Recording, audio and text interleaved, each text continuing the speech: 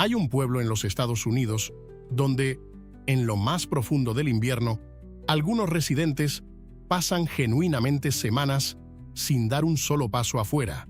No por miedo, no por enfermedad, sino porque casi todo lo que el pueblo tiene para ofrecer, su oficina de correos, su estación de policía, su iglesia, su única escuela conectada por un túnel, sus 200 y tantos vecinos, todo existe dentro de las paredes de un solo edificio, una torre, un pueblo, y a solo unos cientos de metros, lo suficientemente cerca como para verse desde casi cualquier ventana, se alza una segunda torre exactamente igual, completamente vacía, y lo ha estado durante 60 años.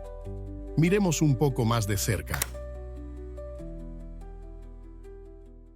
En el extremo occidental de Prince William Sound, en un fiordo rodeado por algunas de las montañas más escarpadas y cargadas de nieve del Alaska costero, se encuentra un pueblo que debe su existencia misma a una decisión tomada en secreto durante la Segunda Guerra Mundial. Su nombre es Whittier, y para comprender por qué no se parece en nada a ningún otro pueblo pequeño estadounidense, primero hay que entender que en realidad nunca fue construido para ser un pueblo. En 1943, el ejército de los Estados Unidos seleccionó esta entrada estrecha y de difícil acceso por una razón muy específica: sus montañas y la capa casi constante de nubes que generaban la hacían casi invisible desde el aire y difícil de atacar, al mismo tiempo que ofrecía un puerto profundo y libre de hielo conectado por ferrocarril con Anchorage. Conocido inicialmente como Camp Sullivan, el puesto de avanzada se convirtió en un punto de entrada crítico para las tropas y los suministros estadounidenses que se desplazaban por Alaska, y su valor estratégico no hizo más que crecer a medida que la Guerra Fría se profundizaba y la proximidad de Alaska con la Unión Soviética pasaba de ser una nota a pie de página de la guerra a una prioridad militar permanente. Entre 1953 y 1957, el Cuerpo de Ingenieros del Ejército construyó aquí 2 enormes torres residenciales de hormigón para albergar a las familias militares en un clima que pocas estructuras en cualquier parte del país estaban preparadas para soportar. Solo una de esas torres, originalmente llamada Edificio Hodge, logró convertirse con éxito para uso residencial a largo plazo. Rebautizada como Torres Begich en honor a un congresista de Alaska que desapareció en un accidente aéreo en 1972, esa estructura de 14 pisos es, hoy en día, la razón por la que Whittier no se parece a nada en América. Cuando los militares finalmente se retiraron, la mayor parte del personal y sus familias se marcharon con ellos. Pero un pequeño número de civiles, los relatos sugieren que alrededor de 30, decidió quedarse en un pueblo construido para una guarnición, en un tramo de costa que todavía era accesible únicamente en barco o a través de un único túnel ferroviario excavado en la roca sólida de la montaña. Lo que heredaron no fue en absoluto un pueblo convencional, sino una torre de hormigón única y autosuficiente, diseñada para sobrevivir a una guerra que ya había terminado y a un clima que no lo había hecho.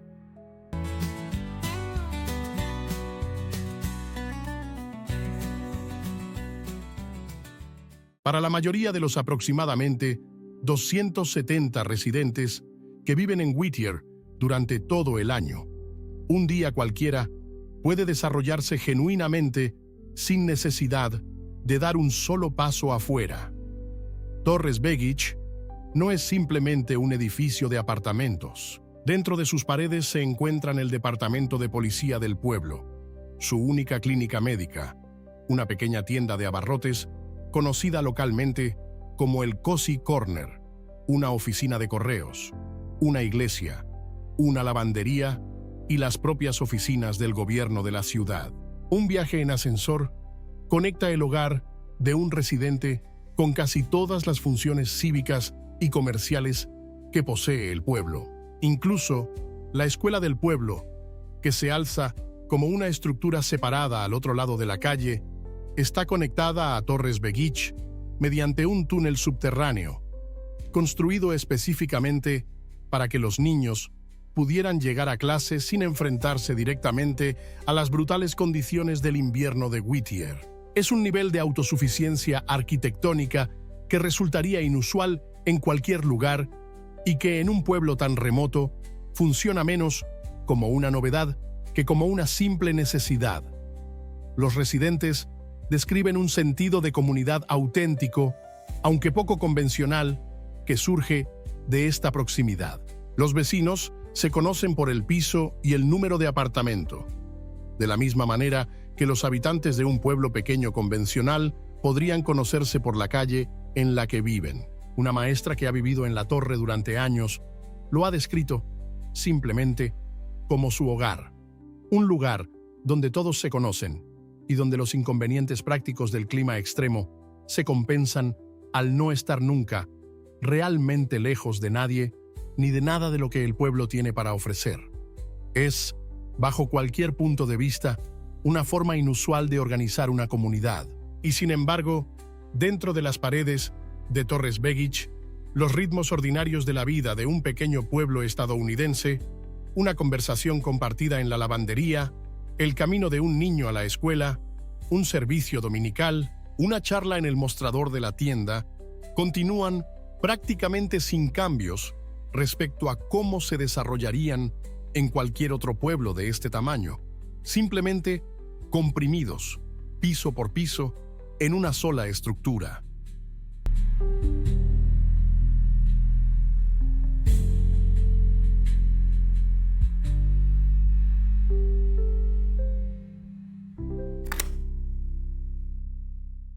Para entender por qué un pueblo entero elegiría organizarse dentro de un solo edificio, hay que comprender exactamente lo que el clima de Whittier exige de cualquiera que viva allí.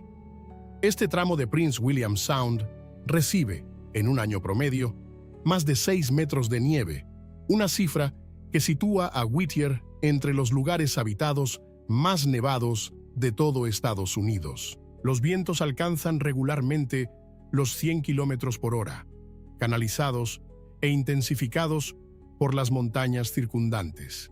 Las precipitaciones durante los meses más templados son tan intensas que algunos visitantes han llamado, medio en broma, a Whittier la ciudad más húmeda del país. Es un clima que en los primeros años civiles del pueblo hizo urgente una pregunta muy simple: ¿cómo mantener una escuela en funcionamiento, un departamento de policía operativo y una población alimentada y sana cuando salir al exterior, aunque sea por unos minutos en el momento equivocado, puede volverse genuinamente peligroso? La respuesta que adoptó el pueblo no fue una cuestión de comodidad, fue una cuestión de supervivencia.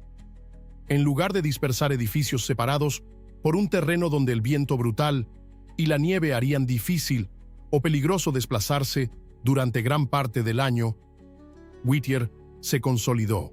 La torre que el ejército ya había construido se convirtió no solo en una vivienda conveniente, sino en la estructura portante de toda la vida cívica y social del pueblo.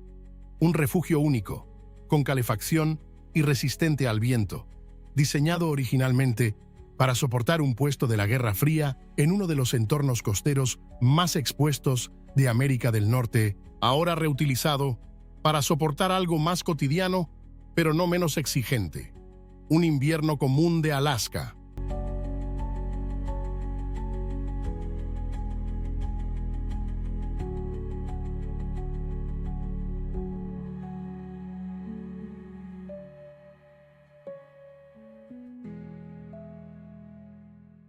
Debido a que las montañas de Whittier ofrecían tanto refugio contra el clima como un aislamiento casi total del mundo exterior, por esa razón, la única ruta terrestre para entrar o salir del pueblo transcurre a través de un único pasaje: el túnel memorial Anton Anderson, un conducto de 4 kilómetros excavado directamente a través de la montaña Maynard, compartido tanto por el tráfico de vehículos como por el ferrocarril de Alaska. Debido a que ese túnel es lo suficientemente estrecho como para albergar un solo carril.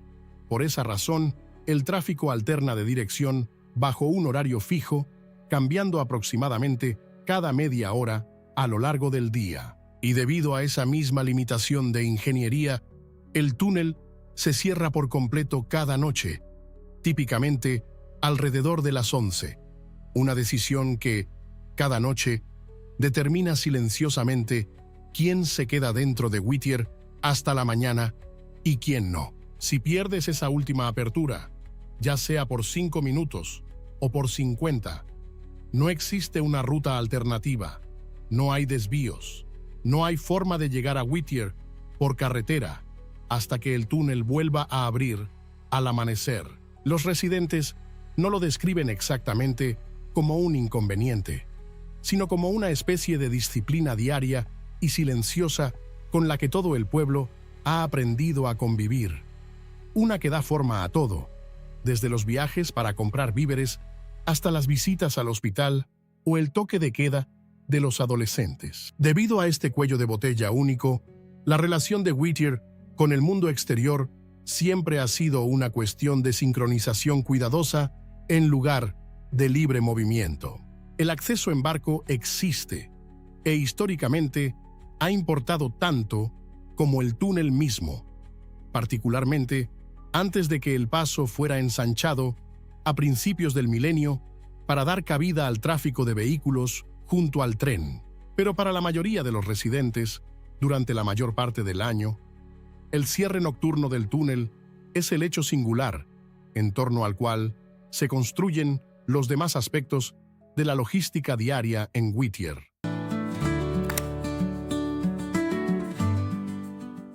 Durante un puñado de meses cada verano, Whittier se transforma en algo casi irreconocible en comparación con su versión invernal. Más de 700,000 visitantes pasan por el pueblo anualmente, muchos de ellos llegando en cruceros o botes de excursión de un día atraídos por los glaciares, la vida silvestre y la pesca de Prince William Sound. Las pequeñas tiendas, que permanecen en silencio durante el invierno, abren sus puertas. La población del pueblo, que es de apenas unos cientos durante los meses fríos, puede aumentar temporalmente hasta alcanzar los miles en cualquier día de verano. Y luego, tan predecible como la estación misma, los visitantes se marchan. Los cruceros dejan de llegar. El tráfico del túnel disminuye. Y los aproximadamente 270 residentes que habitan Whittier durante todo el año se acomodan de nuevo en el ritmo que realmente define al lugar, aquel construido no en torno al turismo, sino en torno a una sola torre que resiste el invierno de Alaska, exactamente como lo ha hecho durante casi 70 años. Es este contraste, repetido año tras año, lo que los residentes describen como una de las cualidades más definitorias y menos comprendidas del pueblo. Whittier es por un breve periodo uno de los puertos pequeños más concurridos de la costa de Alaska, y luego, durante la mayor parte del calendario, es algo completamente diferente. Una de las comunidades más tranquilas y autosuficientes del país, con su población real a una distancia que nunca supera un único juego de puertas de ascensor.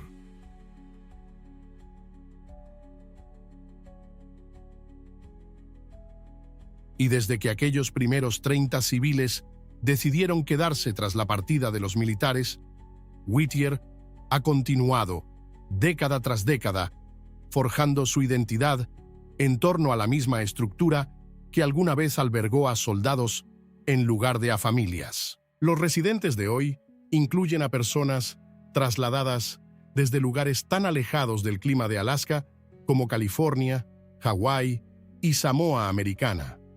Personas que llegaron por trabajo, por aventura o simplemente en busca de un estilo de vida fundamentalmente diferente y se quedaron. En los últimos años, el pueblo se ha convertido en un inesperado objeto de fascinación pública y su inusual estilo de vida se ha introducido en conversaciones más amplias a través de segmentos de televisión, redes sociales y la visita ocasional de algún periodista que realmente no sabe qué esperar.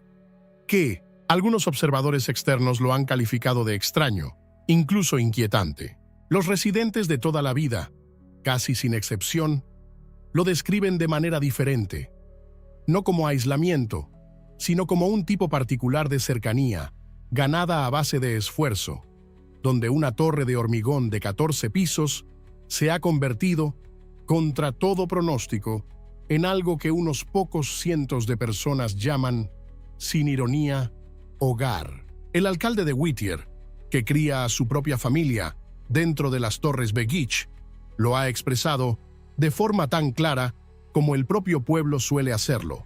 No necesitan las comodidades de una ciudad más grande, porque entre un solo edificio, las montañas y el agua que los rodean ya tienen aquello por lo que vinieron. Pero las Torres Begich nunca fueron la única torre que el ejército construyó aquí. Y lo que le ocurrió a la otra es una historia que la mayoría de los visitantes de Whittier nunca llegan a escuchar. A solo unos cientos de metros de las Torres Begich, visible desde casi cualquier ventana del lado occidental de la torre, se alza un segundo edificio, incluso más grande que aquel en el que realmente viven los residentes de Whittier, y que, desde hace ya 60 años, está completamente vacío. Su nombre es el edificio Buckner, bautizado en honor al general Simon Bolivar Buckner Jr., quien estuvo al mando de la defensa de Alaska en los primeros años de la Segunda Guerra Mundial, antes de morir en la batalla de Okinawa, siendo el oficial estadounidense de mayor rango en morir a manos del enemigo en esa guerra. La construcción comenzó en 1949 y terminó en 1953. Una estructura de hormigón de 25.000 metros cuadrados, construida con un grosor diseñado específicamente para soportar un bombardeo, e ingenierizada para albergar hasta 1.000 soldados en condiciones que el inhóspito entorno de Alaska exterior no pudiera afectar. Lo que el ejército construyó dentro de esas paredes fue mucho más allá de unos barracones. El edificio Buckner se ganó su propio apodo durante sus años de actividad, la ciudad bajo un mismo techo, y se lo ganó con creces. Dentro de sus 6 pisos visibles y un 8º nivel contando el sótano y el piso de ventilación, los soldados estacionados aquí tenían acceso a un pequeño hospital, un cine de 320 asientos, una bolera de 4 pistas, una cárcel de 6 celdas, una capilla, una panadería, una barbería, una biblioteca, una estación de radio, un campo de tiro, un laboratorio de fotografía, una comisaría completa y una cafetería lo suficientemente grande como para alimentar a toda la guarnición a la vez. No era simplemente un cuartel, era, en el sentido más literal que el ejército pudo lograr, una ciudad entera y autosuficiente, vertida en hormigón, construida específicamente para que un soldado destinado al fin del mundo nunca tuviera la necesidad de salir del edificio. Durante poco más de una década, el edificio Buckner hizo exactamente aquello para lo que fue construido. Y entonces, una tarde de viernes en marzo de 1964, ocurrió algo que ninguna cantidad de hormigón armado pudo resistir por completo. El 27 de marzo de 1964, el terremoto de Viernes Santo, con una magnitud de 9.2, el segundo sismo más potente jamás registrado en la Tierra, sacudió el sur de Alaska. El edificio Buckner, sorprendentemente, no se derrumbó. Sus paredes resistieron, pero el terremoto dañó la estructura lo suficiente y alteró las prioridades estratégicas del propio ejército de forma tan decisiva en los años siguientes, que el edificio nunca fue reparado ni reocupado por completo. La planta de energía que lo mantenía en funcionamiento siguió operando a duras penas hasta 1966, Después de eso, la ciudad bajo un mismo techo simplemente se detuvo. Lo que ocurrió a continuación es, a su manera, tan extraño como el propósito original del edificio. La propiedad pasó finalmente a la ciudad de Whittier, que nunca ha tenido los recursos necesarios ni para renovar por completo una fortaleza de la Guerra Fría de 25.000 metros cuadrados, ni para demolerla. El Departamento de Conservación Ambiental de Alaska ha recomendado, en varios momentos, la demolición total, citando una presencia masiva de amianto, moho y degradación estructural. La ciudad, hasta ahora, no ha hecho ninguna de las dos cosas, conformándose en su lugar con una cerca, el procesamiento riguroso de los intrusos y la labor lenta y paciente de 6 décadas de clima de Alaska. Hoy en día, casi todas las habitaciones del edificio Wagner acumulan agua estancada, con varios centímetros de profundidad sobre suelos de hormigón, vertidos originalmente para sobrevivir a una bomba en lugar de a una bañera. Los grafitis cubren pasillo tras pasillo.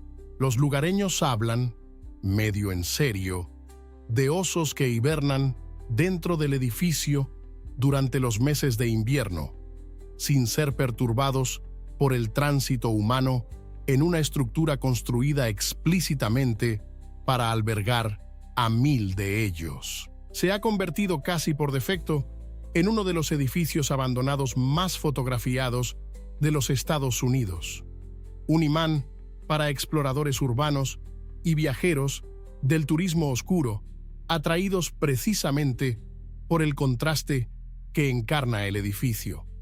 La estructura más ambiciosa y autosuficiente que esta remota costa haya visto jamás, en pie y vacía, a la vista de la torre solo un poco más pequeña, donde todo un pueblo en realidad todavía vive. Los residentes de las Torres Begich rara vez describen el edificio Buckner como algo siniestro, independientemente de lo que los visitantes externos puedan proyectar en él.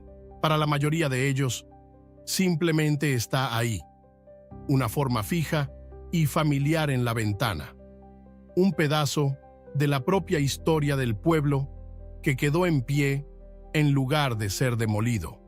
Un recordatorio, si es que alguien en Whittier lo necesitaba, de la facilidad con la que una ciudad autosuficiente, bajo un mismo techo, puede volverse inhabitable, y de la forma tan deliberada en que los residentes reales del pueblo han elegido, cada año desde entonces, evitar que la suya sufra el mismo destino.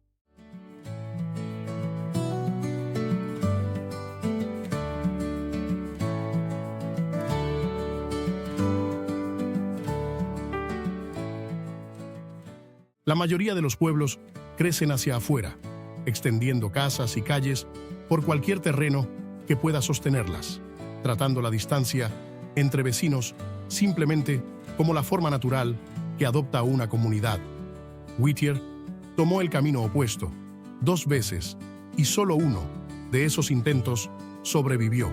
El edificio Buckner y las Torres Begich nacieron de la misma lógica militar. Fueron vertidos a partir de las mismas fórmulas de hormigón y construidos para resolver el mismo problema esencial: cómo mantener a una población segura, abrigada y operativa en una de las costas más expuestas de América del Norte. Uno de ellos fue abandonado en el momento en que terminó su propósito original. El otro fue heredado por unos 30 civiles dispuestos a convertir un cuartel del ejército en un verdadero hogar, y se ha mantenido vivo deliberadamente, elección tras elección, durante casi 70 años desde entonces. Lo que Whittier entiende sobre el refugio, al fin y al cabo, no tiene que ver realmente con el hormigón, los ascensores o un único túnel que cierra a las 11 cada noche. Tiene que ver con que un edificio solo sigue siendo una ciudad bajo un mismo techo mientras alguien siga eligiendo vivir en él de esa manera. Las Torres Begich siguen en pie, no porque hayan sido construidas mejor que su gemelo. Siguen en pie porque 270 personas, año tras año, han seguido decidiendo que así sea. Si encuentras significado en estas coordenadas olvidadas, considera suscribirte a The Map. Juntos, seguiremos rescatando estos lugares del silencio de la historia.